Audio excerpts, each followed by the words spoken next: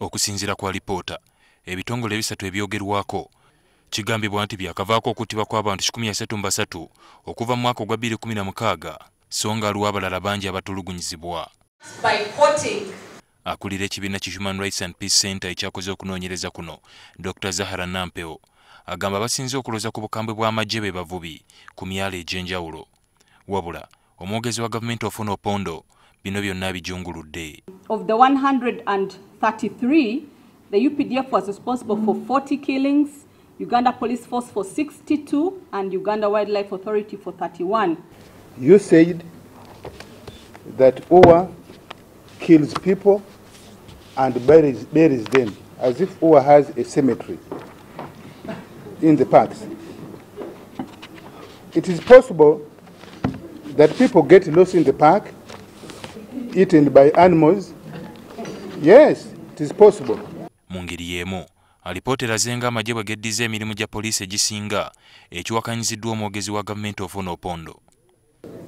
Abo ebyo bya bulimba.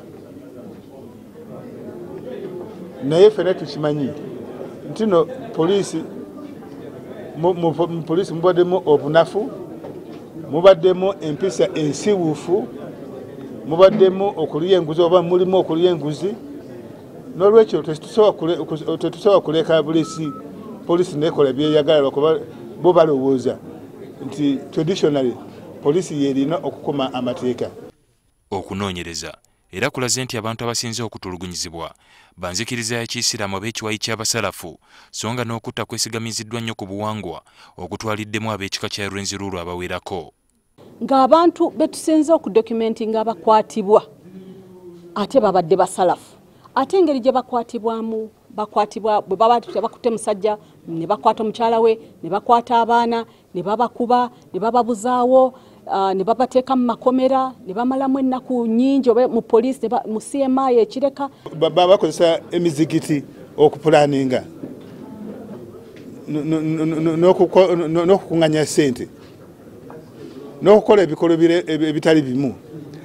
Bwe bamala okukola ebyo ne badduka mu mizikiti oba mu makanisa. Gavumenti esobola kutuula butuuzi lwakuba abantu bayingidde mu mizikiti oba mu makanisa. Mu kutongoza alipoota eno, omulamuzi wa kkooti etaputa amateeka Kenneth Kakuru alabudde ku by'okugufuula omusango eri bannabyabufuzi ab'oludda oluvuganya gavumenti abavaayo mu lujjudde okwekubira enduulu ku ebyo ebitagenda bulungi mu ggwanga. Activism or political views cannot be criminalized by the state because they are legitimate.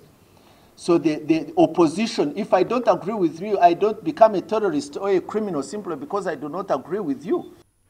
Omulamuzi Kakuru era alabudde nti abakulembeze naddala ab'ebitongole bikuuma ddembe abawa ebiragiro eby'enjawulo bandikomekereza nga beewozaako mu mbuga z'amateeka nga bwe kiri eri eyali ssaabaduumizi wa poliisi Gen. Kale Kayihura. These are lessons we need to learn and there are strategies we need to use to follow up and tell people, look, today you are violating our rights, but tomorrow you will have no one to defend you. And he has lawyers defending him.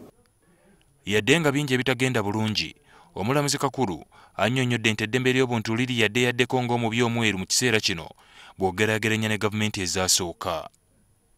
Ali Mivule, NTV Akawungeezi. Civil and political rights violations taking place within the family.